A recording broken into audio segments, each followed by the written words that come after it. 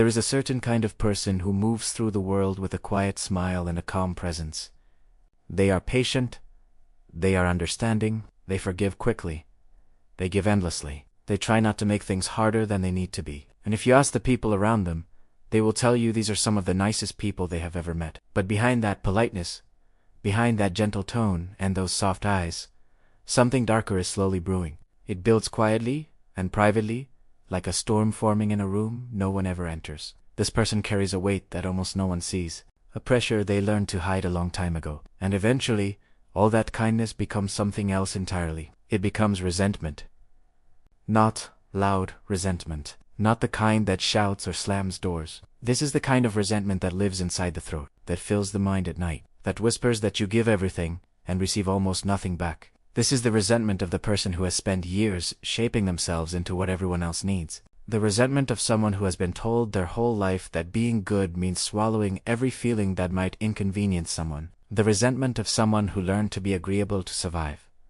This story belongs to millions of people. Maybe it belongs to you. It usually begins early, maybe in childhood, when you realized that the easiest way to stay safe or loved or accepted was to be quiet, to be cooperative, to stay out of the way. Maybe you were praised for being helpful, obedient, mature for your age. Maybe you learned that the adults around you were more comfortable when you had no needs of your own. So you adapted. You learned to silence your anger. You learned to hide your sadness. You learned to shrink your desires so they would not take up too much space. You learned to stay small. As you grew older, that habit followed you.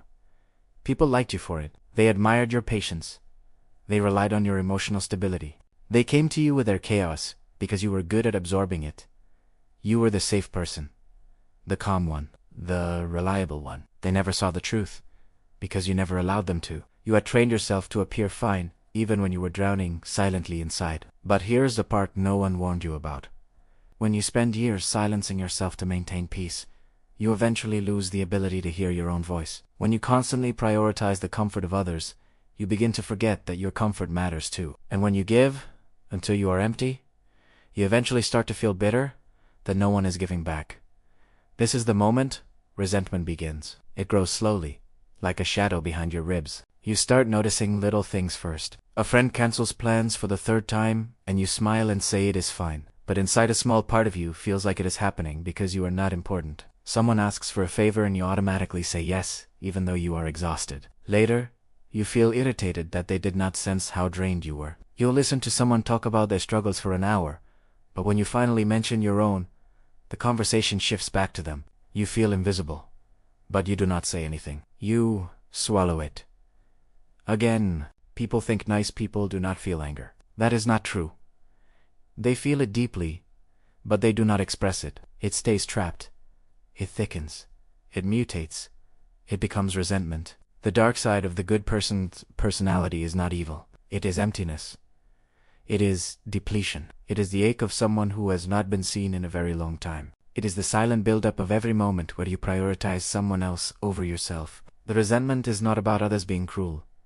It is about you abandoning yourself. And here is where the psychology becomes uncomfortable. Many good people do not just want to be liked. They need to be. Their niceness is not just kindness, it is strategy, a survival mechanism, a form of emotional fawning. They learn that if they make everyone around them happy, they might finally feel safe or accepted or valued. But when that external validation does not come, something cracks. They feel misused. They feel unseen. They feel resentful that their efforts were not rewarded in the way they silently hoped for. It is not malicious. It is human. But resentment has a strange behavior. It never presents itself directly. It spreads sideways.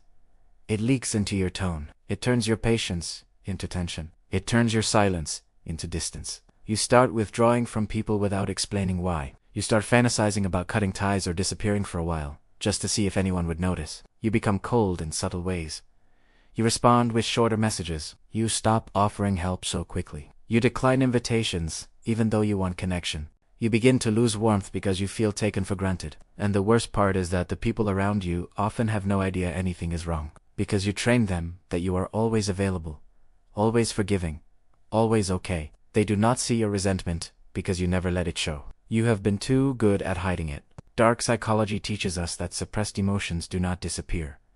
They evolve. When anger is forbidden, it becomes resentment. When sadness is ignored, it becomes numbness. When needs are suppressed, they become fantasies of escape. This is why nice people sometimes snap unexpectedly, why they sometimes walk away from relationships without giving closure, why they ghost, why they shut down. The pressure has been building for years, and suddenly the emotional floor collapses.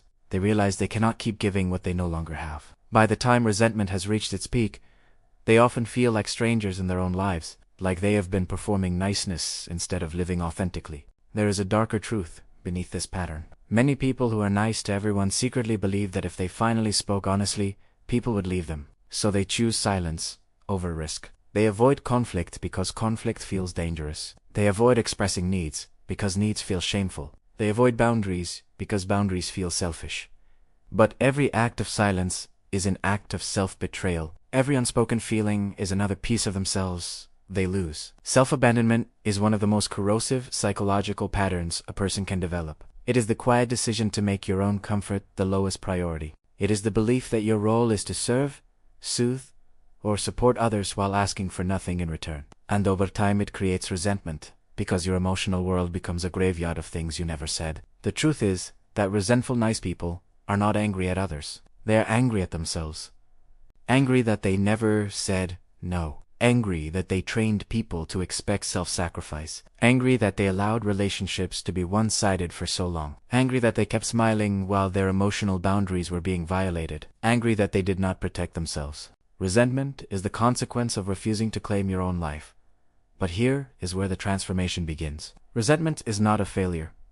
It is a signal, a warning, a message from the part of you that has been silenced for too long. It is saying, you cannot keep living like this. You cannot keep betraying yourself to maintain harmony. You cannot keep shrinking to fit someone else's comfort. The path out of resentment is not revenge or coldness or emotional withdrawal. It is honesty. It is saying no when you mean no.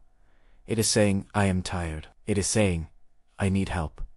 It is saying this hurt me. It is saying, I cannot be everything for everyone. It is letting people see that you are human, not just useful. The moment you begin to speak your truth, the resentment starts dissolving because your emotions finally have somewhere to go. They are no longer trapped inside you, hardening into bitterness. Healing begins with small acts of self-loyalty. Pausing before you say yes. Giving yourself permission to disappoint someone. Allowing others to experience the discomfort of your boundaries. Learning that being good does not mean being silent. Learning that kindness does not require self-destruction. The people who love you will survive your honesty. The people who only loved you for your compliance were never safe people to begin with. Resentment exists because you have been too good in ways that cost you too much. It is not a sign of cruelty. It is a sign of unmet needs. And you deserve to meet them. You deserve relationships that feel balanced. You deserve to be heard without having to earn it. You deserve to express feelings without fearing that you will be punished. If you feel resentful, it does not mean you are unkind. It means you are at the breaking point of your own self-neglect. It means you have reached the edge of a version of yourself that no longer fits. It means your inner world is demanding that you finally choose yourself. So, choose yourself. Not in a dramatic, world-ending way, but quietly, consistently, courageously. Choose yourself by speaking up. Choose yourself by setting boundaries. Choose yourself by letting others carry their own weight. Choose yourself by refusing to pretend you are fine when you are not. You do not have to remain the resentful good person. You can become the honest one, the balanced one, the one who is kind to others without abandoning yourself, the one who understands that real kindness includes self-protection, and one day, the resentment will fade. Not because the world became more considerate, but because you finally became considerate of yourself.